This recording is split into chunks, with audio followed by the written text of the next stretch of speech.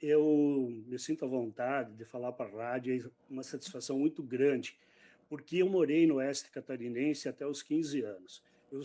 Eu morei em Caxambu do Sul, tá? Uma cidade próxima aí, e tenho muita saudade. E quando a gente fala em política, a gente tem que entender um pouco por que eu saí de lá, justamente para ter uma vida melhor. E aí eu vim para Erechim, comecei a trabalhar aos 15 anos, né? Até antes, empregos informais, etc. E tal.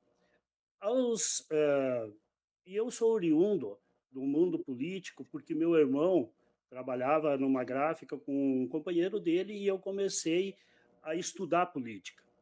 Porque a gente via que a gente trabalhava e as pessoas, o conjunto da sociedade nunca prosperava. Sempre eram os mesmos que conseguiam fazer, na época, um curso superior, e a gente, quando chegava no segundo grau, parecia satisfeito. Então, eu fui, entrei na política justamente numa comissão de bairro, quando a gente começou, nos anos 80, estudar sobre o SUS, Sistema Único de Saúde. Aí foi minha entrada na questão política mais própria. Depois eu fui diretor do Sindicato dos Comerciários nos anos 80, nesse sindicato de Erechim do Comércio. E aí eu fiquei até eu comprar uma empresa e me tornar empresário. Então aí a gente tem algumas coisas assim que quando a gente fala, uns dizem, tu é político, tu é sindicalista e sou empresário. Então eu trafequei, eu consigo me situar em todos esses momentos, como empresário, como político e como um líder, trabalhador também, porque a gente não esquece as origens, a gente não esquece pelaquilo que a gente lutou. E a Constituição de 88 foi um marco que a gente trabalhou muito para ter essas melhorias. Muita coisa a gente conquistou. E a gente viu, né, que no momento onde que a gente deixou de ficar trabalhando com política e até por causa das novas ferramentas de comunicação e de convivência social, a sociedade meio que se afastou da política, né? E aí criou um vácuo onde que em 4 anos nós perdemos mais ou menos em torno de 30 anos de luta, que é a questão da aposentadoria, que é a questão das melhorias, que é a questão do nosso descanso remunerado, né? Então, tudo isso faz parte. Então, a boa política, como nós estamos colocando, é onde os líderes sindicais e toda a população consegue conversar aquilo que a sociedade quer. E como empresário, eu vejo que os acordos sindicais é inclusive uma garantia para o empresário de que todo o setor vai ter o mesmo nível. Porque é muito complicado você chegar lá e pagar 5 mil reais para o teu funcionário, certo? E o outro pagar 2.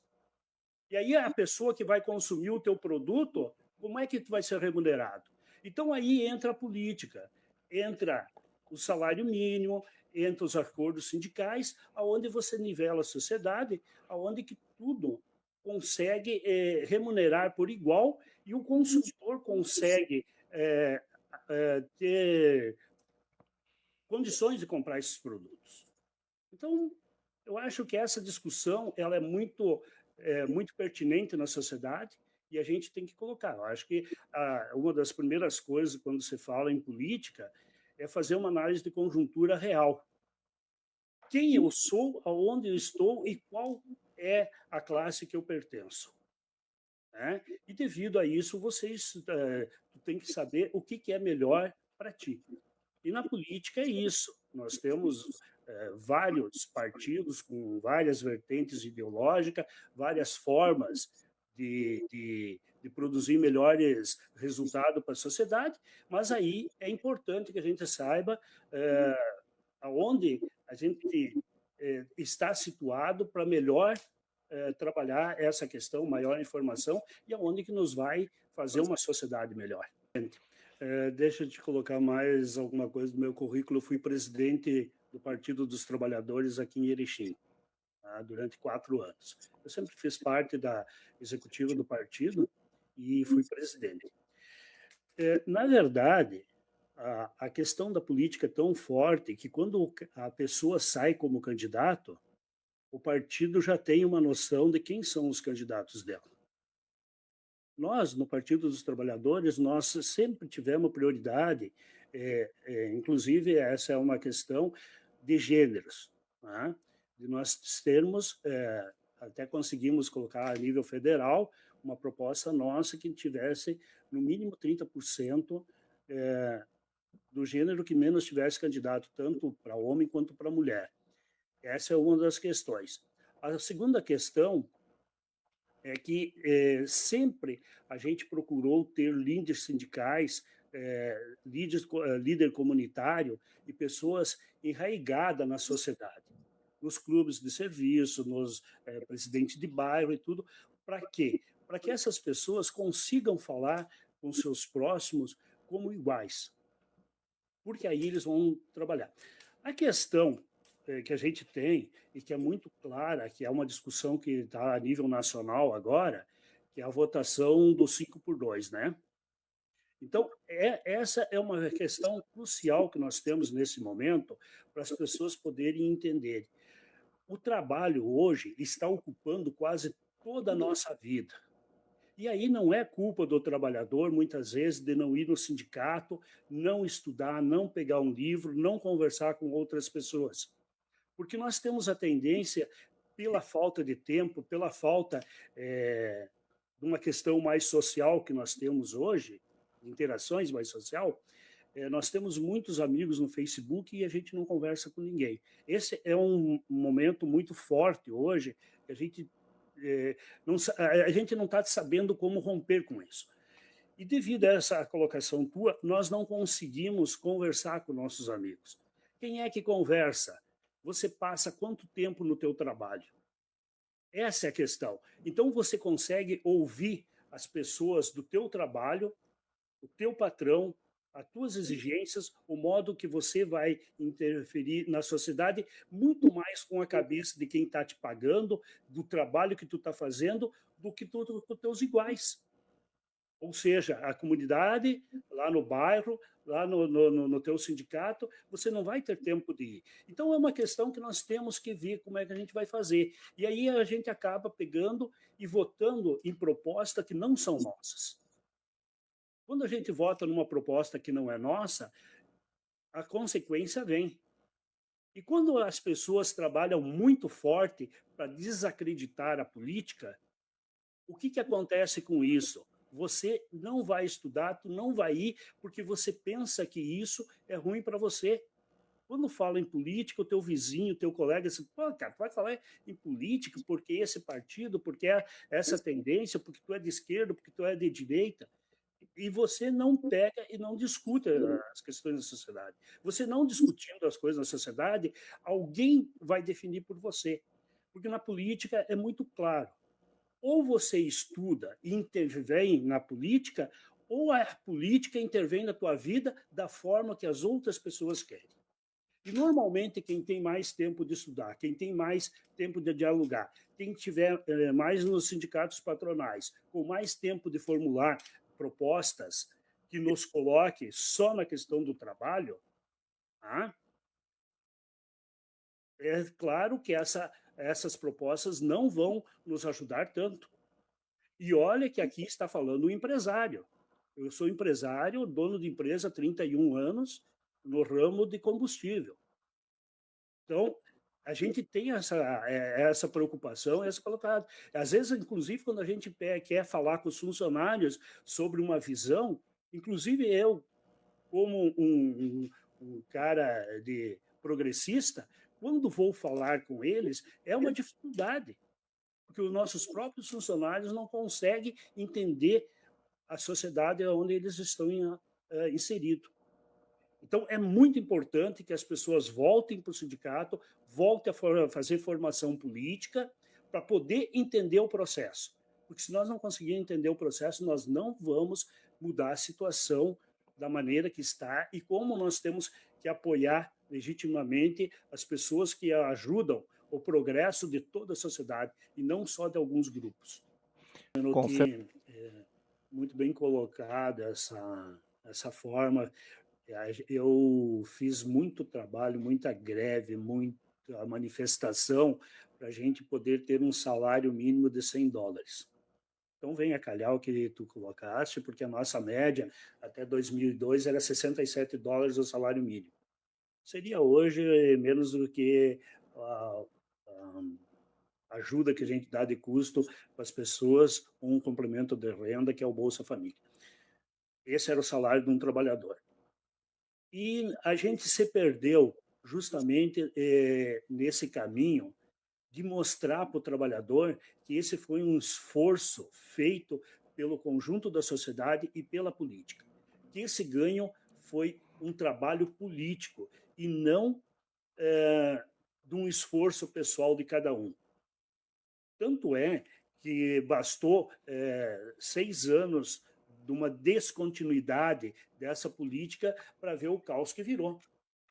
Nós saímos do mapa da fome em 2014, né? E rapidinho a gente voltou. Por quê? Porque esses ganhos não se sustentaram. As pessoas foram para a fila do osso. Tá? Então, é tão grave isso que não se fosse. Só que nós perdemos toda uma geração. Essa geração que foi jovem, de 2002 para cá, eles não passaram pelas necessidades e por toda aquela nossa luta.